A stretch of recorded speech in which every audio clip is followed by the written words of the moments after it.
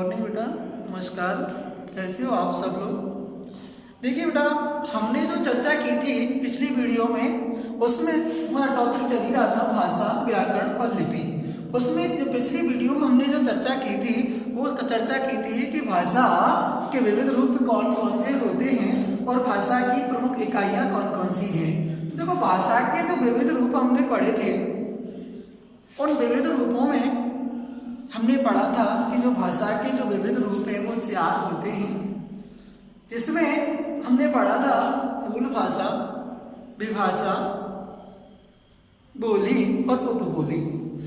और जो भाषा की जो इकाइयाँ पढ़ी थी, उन भाषा की इकाइयों में हमने पढ़ा था ध्वनि, वर्ण, शब्द, पद और वाक्य होते हैं। आज हम चर्चा करते हैं, देखो, हिंदी भाषा का विभाजन।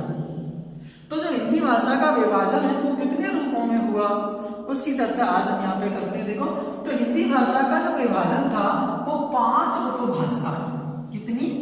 5 उपभाषा और 17 बोलियों में हुआ।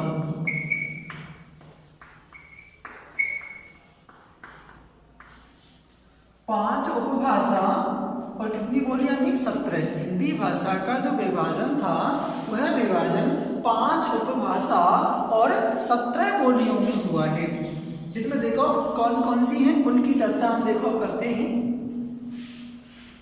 5 उपभाषा, देखो पहले पढ़ेंगे हम जो 5 उपभाषाएं वो कौन कौन सी हैं।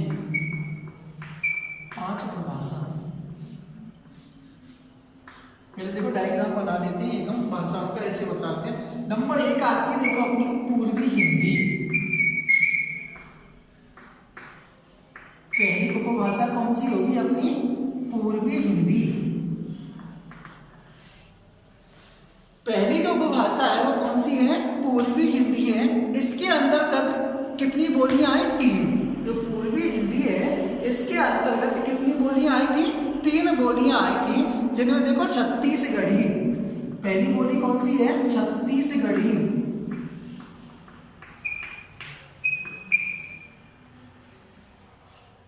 छत्तीसगढ़ी। नंबर 2 है वो है अवधी।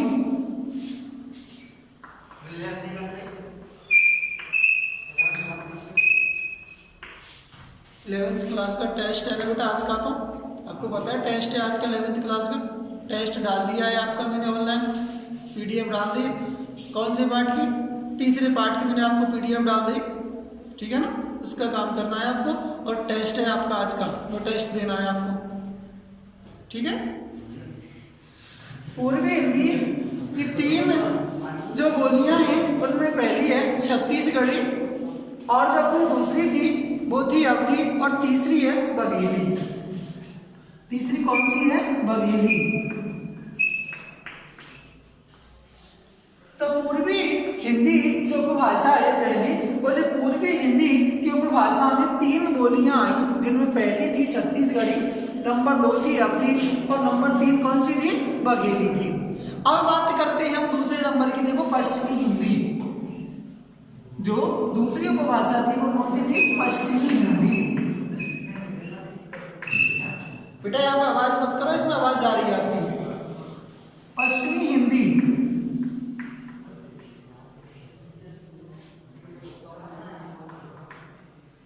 दूसरी जो थी वो कौन सी थी? अपनी पश्चिमी हिंदी थी। पश्चिमी हिंदी के अंतर्गत 5 बोलियां आई। ये पश्चिमी हिंदी है अपनी उपभाषा दूसरे नंबर वाली, उसके अंतर्गत कितनी बोलियां आई थी? 5 आई थी। देखो, पहली है बुंदेली। नंबर 1 कौन सी थी?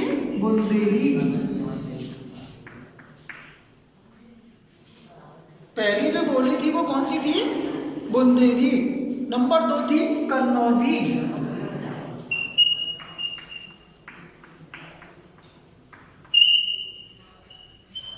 पहली उपबोली कौन सी है?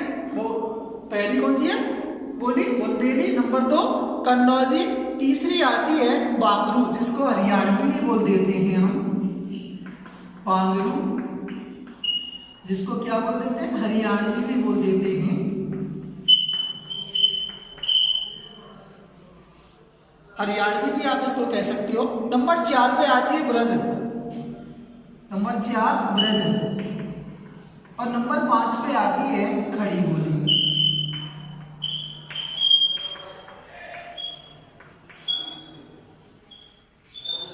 खड़ी बोली।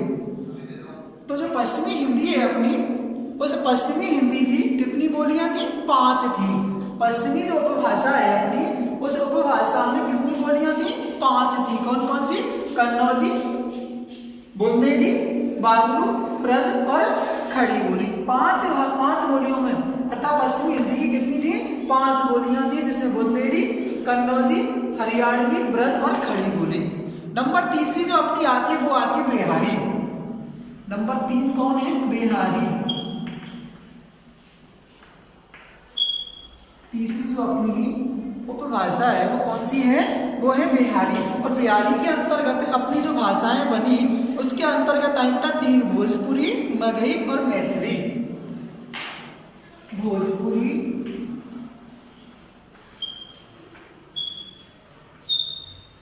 मगही और मैथिली।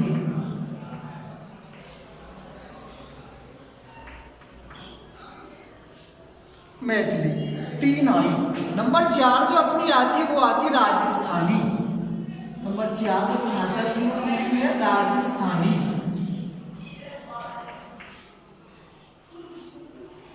राजस्थानी के अंतर्गत जो बोलियां आई वो आई थी तुम्हारी पश्चिमी राजस्थानी, जिसको मारवाड़ी कह देते हैं हम। नंबर 1 में कहते हैं मारवाड़ी। नंबर 1 कौन सी है अपनी? नंबर 1 आती है मारवाड़ी। नंबर 2 की बात करें मेवाती। नंबर 2 कौन सी है? मेवाती। मारवाड़ी है, मेवाती है, मालवी है, मालवी। नंबर 4 में करते हो आप ढूंढानी, जिसको आप जयपुरी भी कह सकते हो। जयपुरी बोल दो आप इसको हम जयपुरी भी कह सकते हैं। पूर्वी राजस्थानी भी इसको हम कह सकते हैं। पूर्वी राजस्थानी भी आप इसको कह सकते हो। और अपनी जो नंबर 5 में जो आई है वो आई है पहाड़ी। नंबर 5 कौन सी आई है अपनी? पहाड़ी। पहाड़ी।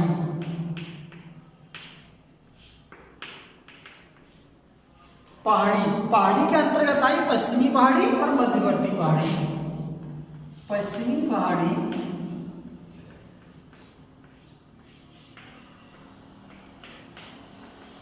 और मध्यवर्ती पहाड़ी।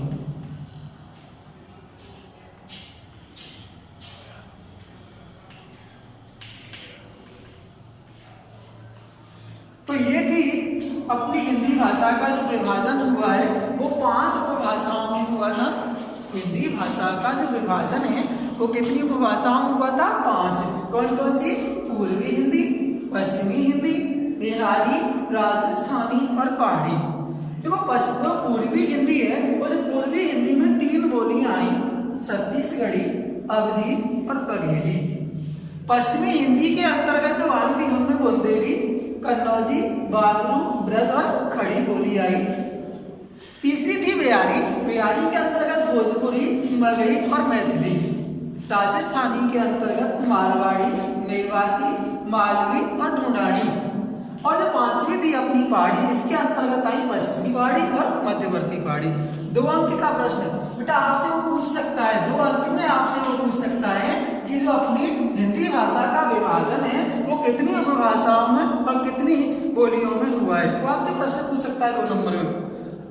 या आपसे अगर कोई 1 अंक की बात करेगा तो आपसे 1 अंक में पूछ सकता है कि हिंदी भाषा का विभाजन कितनी उपभाषाओं में हुआ, तो आपको बताना होगा 5। इनके नाम लिख देने हैं आपको, पूर्वी हिंदी, पश्चिमी हिंदी, बिहारी, राजस्थानी और पहाड़ी। आपको 5 में जवाब देना होगा 1 अंक के प्रश्न में। ठीक है, अगली हम जो चर्चा करते हैं उसमें बात करेंगे, देखो राष्ट्रभाषा और राजभाषा किसे कहते हैं। छोटा सा प्रश्न है लेकिन बड़ा मोस्ट प्रश्न है। देखो राष्ट्रभाषा और राजभाषा किसे कहते हैं।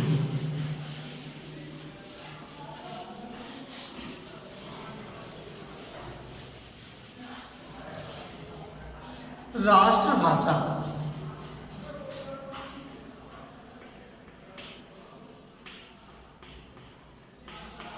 पूछ लिया जाता है कभी कभी, 1 अंक का प्रश्न बन जाता है, राष्ट्रभाषा किसे कहते हैं। 1 अंक का प्रश्न बन जाता है, राष्ट्रभाषा किसे कहते हैं। देखो किसी भी देश में अधिक से अधिक लोगों के द्वारा, किसी भी देश में अधिक से अधिक लोगों के द्वारा बोली जाती है, अधिक से अधिक लोगों के द्वारा पढ़ी जाती है, अधिक से अधिक लोगों के द्वारा समझी जाती है, उस भाषा को क्या नाम दिया गया, राष्ट्रभाषा कहते हैं। सबसे अच्छा कहने का मतलब है जिस देश में सबसे ज्यादा जो भाषा बोली जाती है, पढ़ी जाती है, समझी जाती है, उसको दर्जा दिया जाता है राष्ट्रभाषा का। ठीक है, तो हम यहाँ पे लिख देंगे परिभाषा इसकी, किसी भी देश में, किसी भी देश में, इसे लिख सकते हो आप, किसी भी देश में अधिक से अधिक लोगों के द्वारा, किसी भी देश में अधिक से अधिक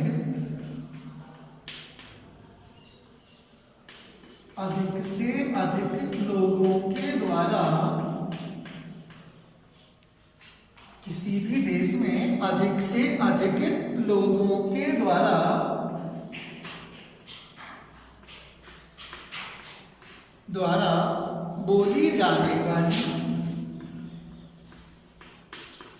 बोली जाने वाली,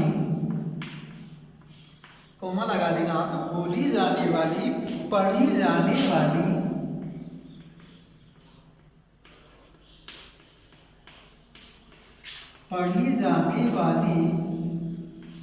एवं समझी जाने वाली,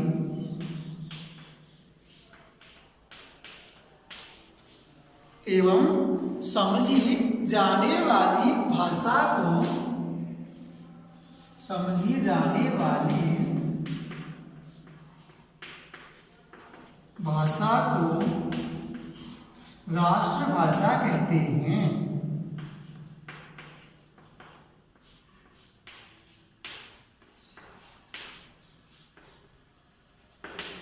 क्या कहते हैं उसको, राष्ट्रभाषा कहते हैं। अगला डाल देते हैं हम पॉइंट नंबर 2 में, वहां बात करते हैं राजभाषा की। देखो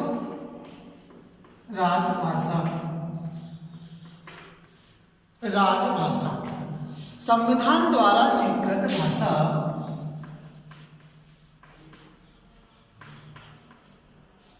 संविधान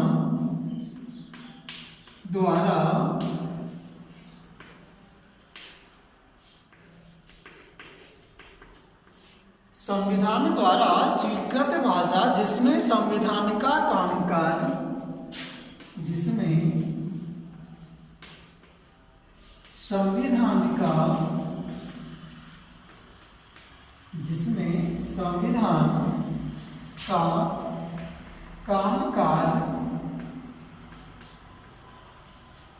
संविधान का कामकाज किया जाता है,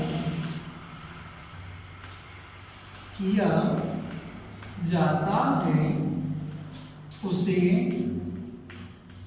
राजभाषा कहते हैं।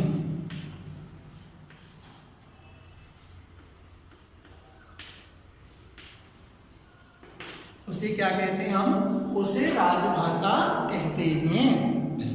देखो हिंदी हमारी राजभाषा है, हिंदी क्या है हमारी, हिंदी हमारी राजभाषा है, जिसे 14 सितंबर सन 1949 को, 14 सितंबर सन 1949 को भारतीय संविधान में राजभाषा का दर्जा दिया गया है।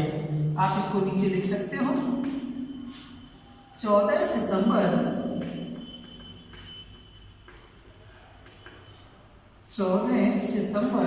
सन 1949 को,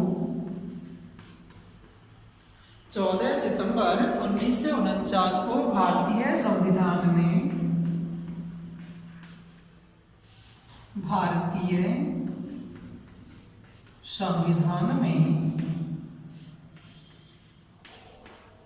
हिंदी को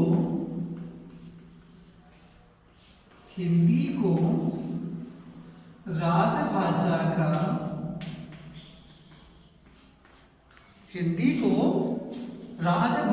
का, दर्जा दिया गया है। राजभाषा का दर्जा दिया गया है। अगला स्टार बना के आप लिख सकते हो 14 सितंबर को हिंदी दिवस मनाया जाता है। 14 सितंबर को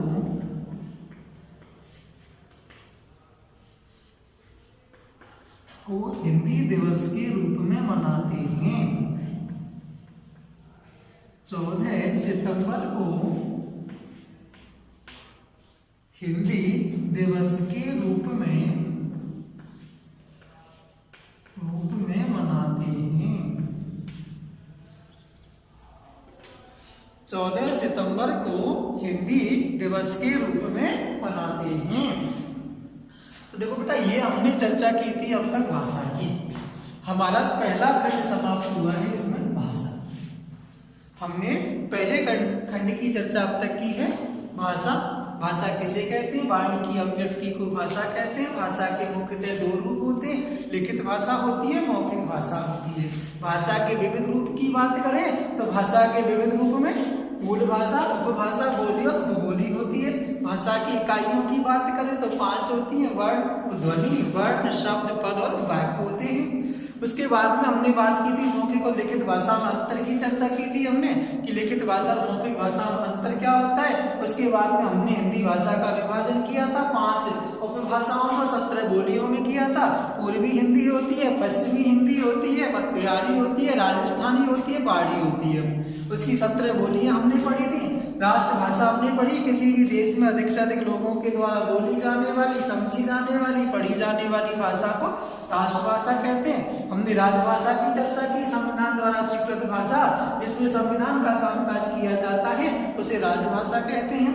14 सितंबर 1949 को भारतीय संविधान में हिंदी को राजभाषा का दर्जा दिया गया, इसलिए 14 सितंबर हिंदी दिवस के रूप में मनाया जाता है। तो ये हमने पहला खंड पढ़ा था बेटा भाषा। हमारा पहला खंड समाप्त हो गया है भाषा। अगली वीडियो में हम चर्चा करेंगे व्याकरण की। व्याकरण किसे कहते हैं, व्याकरण के कितने अंग होते हैं, उसकी चर्चा हम अगली वीडियो में करेंगे। धन्यवाद। ज़्यादा से ज़्यादा बेटा अगर वीडियो आपको अच्छी लगी हो आप सब्सक्राइब करें, चैनल को शेयर करें, ज़्यादा से ज़्यादा लाइक करें भैया।